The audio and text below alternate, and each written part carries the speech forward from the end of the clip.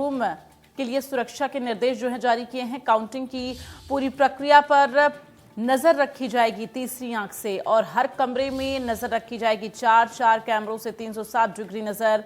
Strong room से counting room तक के रास्ते पर भी कैमरों से नजर रखी जाएगी। काउंटिंग स्टेशन पर आपको बता दें कि मोबाइल, कैलकुलेटर, पानी बोतल जो है प्रतिबंधित रहेंगे और ऐसे में स्ट्रांग रूम के लिए तमाम ये दिशा निर्देश जारी किए गए हैं। बैचधारी एजेंट्स ही जा सकेंगे काउंटिंग स्टेशन, तो ये आदेश दिया गया है। काउंटिंग रूम में केवल सादा कागज और पेन पेंसिल ही ले जा सकेंगे प्रत्याशियों के एजेंट।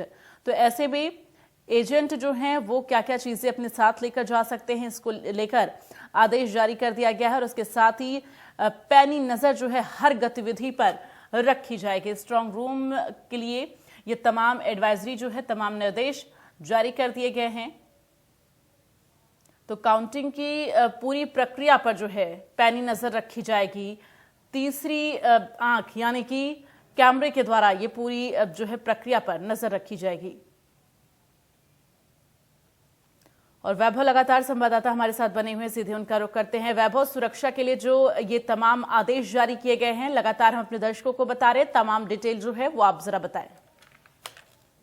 बिल्कुल, कल जिस तरह से एग्जिट पोल के अनुमान आए हैं उसमें जो प्रत्याशी हैं, जो राजनीतिक दल हैं, उनकी बेचैनी बढ़ा दी। और जिस तरीके से हमने देखा था कि बालाघाट में पोस्टल बैलेट को लेकर वीडियो वायरल हुआ था जिसकी शिकायत चुनाव आयोग तक की गई थी, उसके बाद जो नोडल अफसर थे और जो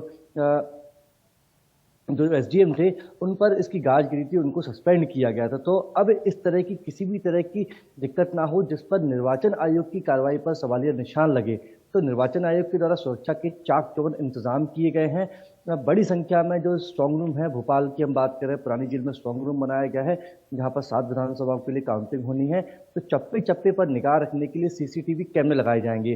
पुरानी जेल का जो गेट है वहां से लेकर स्ट्रांग रूम तक जाने का जो रास्ता है उस पर सीसीटीवी कैमरे लगाए गए हैं। इसके साथ ही जिसके पास बैच होगा, जिसके पास वैध परमिशन होगी, केवल वही स्ट्रांग रूम के अंदर जा सकेगा। मोबाइल, इसके साथ ही घड़ी और कैलकुलेटर, पानी की बोतल बिल्कुल अलाउ नहीं है। तो मतलब ये चारों चीजें लेकर स्ट्रांग रूम के अंदर कोई भी अभिकर्ता या फिर कोई भी प्रत्याशी नहीं लेकर जा सकता, क्योंकि जब मतगणना होती तो राजनीतिक दलों के प्रत्याशी के साथ ही बड़ी संख्या में कार्यकर्ता भी वहां पर जुट जाते हैं और बहुत ज्यादा बड़ी ये जगह है नहीं। तो ऐसे में कार्यकर्ता हुड़दंग ना करे, कार्यकर्ताओं का हुजूम वहां पर ना लगे, इसलिए बड़ी संख्या में वहां पर पुलिस कर्मियों को भी तैनात किया जाएगा। क्योंकि 2018 में हमने देखा था कि बीच बीच में जो कार्यकर्ता थे वो हुड़दंग कर रहे थे, नारेबाजी कर रहे थे, जिससे कहीं ना कहीं निर्वाचन आयोग का जो काम होता है उसमें व्यवधान पड़ रहा था। तो ऐसे हुड़दंगियों को स्ट्रांग रूम से दूर रखने के लिए भी पुलिस के द्वारा वहां पर बैरिकेडिंग कर दी गई है। सुरक्षा कर्मियों की आज एक तरह से कह सकते हैं कि ड्रिलिंग भी वहां पर की जाएगी। वहां पर सभी पुलिसकर्मी पहुंचेंगे और एक रिहर्सल, इसको कहा जाता है, रिहर्सल भी आज से की जाएगी। इसके साथ ही निर्वाचन का जिन काम में ड्यूटी लगाई है जिन अधिकारी कर्मचारियों का, उनको एक बार फिर से उनकी रिहर्सल की जाएगी ताकि चुनाव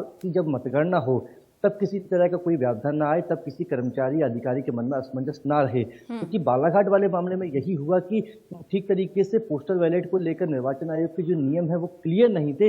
इसी तरह की ये पूरी गलती हुई जिस पर चुनाव आयोग को शिकायत कांग्रेस का प्रतिनिधिमंडल करने पहुंचा था। हालांकि जिला निर्वाचन अधिकारी के द्वारा भी कुछ जानकारी दी गई थी, प्रतिवेदन पहुंचाया गया था, लेकिन इस तरह की कार्रवाई से कहीं ना कहीं निर्वाचन आयोग पर ही सवाल खड़े होते हैं क्योंकि नियम क्लियर नहीं थे।